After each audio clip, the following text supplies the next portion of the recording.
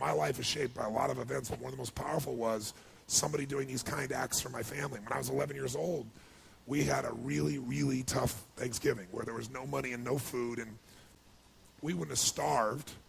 We always found a way to get something, but we weren't going to have a Thanksgiving dinner, that's for sure, certainly not a feast of any sort. And my mom and dad at the time were fighting like cats and dogs and saying things that once you say them, you can never take them back. You know the kind of stuff I'm talking about? And my mom was screaming at father about how he couldn't even take care of his own family, and it was horrible. And I have a younger brother and younger sister. I'm the oldest. So I was trying to keep them from hearing this conversation, and then a miracle happened. Bang on the door. I'm the oldest. They're screaming, so I go answer the door. And I answer the door, and standing there is this giant man. I was this little boy. And he's holding this huge box of food. And beside him on the ground was a black pot with an uncooked turkey in it. And he said, "Is your father home?" And I said, "Just one moment." I was like unbelievably euphoric. I thought, this is a gift from God. This is going to change it all. This is going to make my mom and dad happy. It's going to be unbelievable. So I go, and my father is screaming at my mother through a closed door to the bedroom door. And I said, Dad, there's a guy at the door. And he goes, "Go, you answer the door." I said, "I did. He's got to see you." So I kind of teased control. I said, "Dad, you got to come."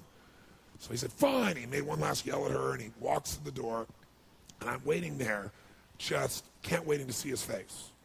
And my dad opens the door, and this man's standing there with this big box of food. And my father did not get happy.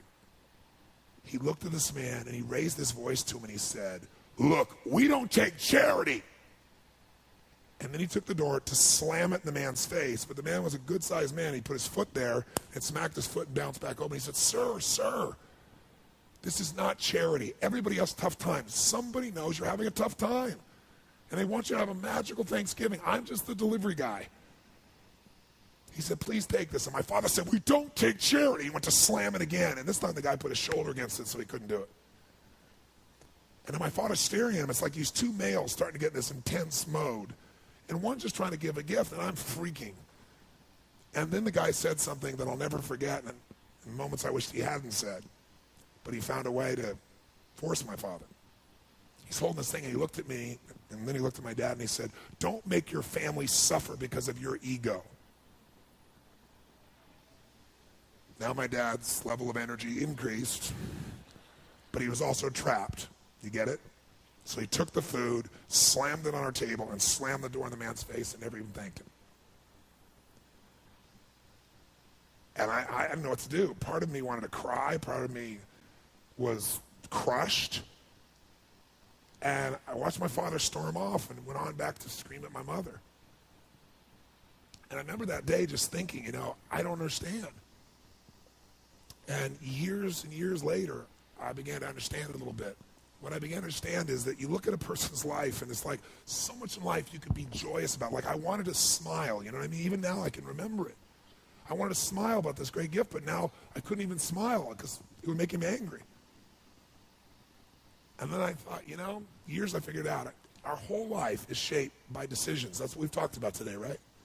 But there's 3 decisions you're making every moment you're alive. And the way you make these 3 decisions shapes your destiny. First decision we're all making every moment is, what are you going to focus on? What are you going to focus on? And, I realized that my father's life and my life ended up very different because we made that day 3 decisions very differently. He decided to focus on the fact that he has not fed his family. And the second question you got to decide, every moment you're alive, and including this moment, what are you going to focus on? The second question is, as you're focusing on, what does this mean? What does it mean? And the bottom line on meaning is, if you think about it, you get to make up the meaning, and most people pick the worst one, don't they? That day, my father decided to focus on the fact he hadn't fed his family, and I know what meaning he gave because he said it out loud over and over again, that he was worthless because he had not taken care of his family. And then the final, most important decision you make every moment you're alive, what am I going to do? What am I going to do? And I'll tell you what he decided to do. He decided to leave our family shortly thereafter, which at the time was the worst experience of my life. It was the most crushing experience I felt. It's been so many years now, I don't have the same feelings. And part of it is 3 years ago he passed away. But at the time, I knew no greater pain. My family knew no greater pain. I couldn't understand why he would leave. I loved him so much. And my life turned out very different than him. I was the only one to go at his funeral. No one else in the family would go. Nobody wanted to be part of it. He died alone of a disease called connective tissue disorder. And I can tell you, right before his death, he got the lesson because he looked at me and he said, son, he said, I was a bastard. I didn't connect with anybody, and look what I'm dying of. It's unbelievable. So that same day, I made 3 different decisions. I decided to focus on the fact there was food. What a concept. I like that. But what changed my life was the meaning I gave it. I decided that day that what this means is that strangers care. And if strangers care about me and my family, I decided what I was going to do is I was going to care about strangers. And that completely changed my life. I promised myself someday I'd do well enough to do this for other families like was done for me. And I didn't wait till I was, wealthy to do it. I did my first one when I was 17. I remembered I was 17, I had my own car, I had some money, and I decided to go on the greatest shopping spree of my life at that point. I decided I was going to go shop for 2 families for Thanksgiving, and I was going to go do for families what was done for me so many years before. It was the most euphoric experience. I took 2 baskets. I went to the manager of the place. I told him what I was going to do, and I said, I want you to give me a discount. You be my partner. Give me 10%, cheap bastard. Right? But it was so cool. I got 2 of everything, right? Because I wanted to get enough food for a family for 2 or 3 days and have an unbelievable feast. Then I called this church in the Barrio area, and I said, listen, I want to go take care of some families that are too proud to come to the church and get food. So they might suffer. Can you recommend some families? And they gave me 2 families. So then I wrote a note because I thought, you know what? I'm going to put on old jeans and a T-shirt, and I'm going to deliver this. I'm not going to get the acknowledgement, but I do want to see their faces, right? So I'll go as the delivery boy, which is easy. I look like one. But I wrote this note, and I don't want them to get upset like my father did. So I wrote this note, and I said, this is a gift from a friend. Please know that you're loved. I want you to have an extraordinary Thanksgiving. You deserve it. Please accept this gift. And then I put under it, I said, if you can, someday do well enough to do this for one other family and pass on the gift. And I put love a friend. And then I realized I was going to an area that was more Latino, and I don't speak Spanish, so I thought, I got a friend to write on the back in Spanish so I could flip it around if there was a challenge. So I got one of my buddy's old vans, because I need a little room, put all the groceries in, and I drove to this house. And it was not what I expected, it was more. I got to this house, and I got 2 bags of groceries, and I banged on the door. Door opened, and this woman about this tall, right, stares up at me like this, right? And I said, hi. And it was very obvious she didn't speak any English, and she let out a scream when she saw the food. And by the way, this woman had 5 children and a husband. What I didn't know is the husband had left her 3 days before with no money, no food, and 5 kids. So I got these bags. So she screamed, and she grabbed me and started pulling my neck and like kissing me, right? And I said, no. I said, I'm the delivery boy. And she didn't understand a word I was saying. So I reached in my pocket, and I gave her the note, flipped it over. She read it in Spanish, and then she started to bawl. So then she came and started kissing me again. I said, no, I'm the delivery boy. I'm, trying to show her. And she goes, no, gift from God. I said, I'm trying not to bawl. So I'm like, where do I put this? And I'm doing everything to hold it together, like smiling, but I want to cry. And she just pointed. It wasn't a big house. It's like a room. So I went over and I put the stuff on there. And just as I'm trying to put stuff on there, I hear these screams. And all of a sudden, bam, bam, 2 boys hit me, one leg, then the other. These 2 little guys just tackle me, right? When they saw the food, they went crazy. When I saw the pumpkin pie, it was over. So I said, come out with me. And so they came out, and we kept bringing these groceries in. And I'm telling you, it was like, I don't know how to describe it. It was the most euphoric, fun, passionate, loving. It was like they're my little brothers, And so we brought all the stuff in, and they were laughing, and they were lit up. And then, I'd done it all, and it was time to go, and I didn't want to go, and they didn't want me to go. This one little boy just wouldn't let go of my leg, and he just kept looking up to me and hugging me, and I was like, but I had to go make the other delivery. So I turned to this woman, I said, I've got to go, And she said, okay, whatever her language was. I didn't know what it was, but I knew it meant okay, right? So I went to go leave, and then she grabbed my arm, and she started to have tears in her eyes. And I said, I wanted to say, Happy Thanksgiving, but I didn't know Spanish, so I went, Feliz Navidad. Figured it was close. You know?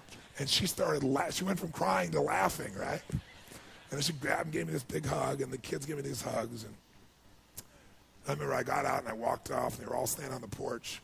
And I got in this little van, and I drove it out and I turned it around. And as I went to turn it around, I looked in the rearview mirror, and I was feeling all this emotion building in my body. And I looked in the mirror, and I saw Mama standing in the porch with her kids, all the kids smiling. Mama sitting there crying hysterically and smiling from ear to ear. And I couldn't keep it together. I was right there, stopped in the street, and I started bawling uncontrollably. And I remember just thinking, this is a beautiful thing. Why is this making me cry? And, why is this a great thing? Why am I so emotional about this? And then I got it. I realized in that moment that the worst day of my life, my father leaving, had actually been the best day of my life. Because if I hadn't had that experience, I wouldn't be here today. And now because of that, I get to live this life. And I have the desire and the drive and the want to give in this way. And so I've really realized that the worst day was the best day, that was God's gift. The gift wouldn't have been there if he would have stayed. There's an old country song that says, "Thank God for unanswered prayers." It's a story about this man who wants his prayer and finds out later on it wasn't fulfilled, right?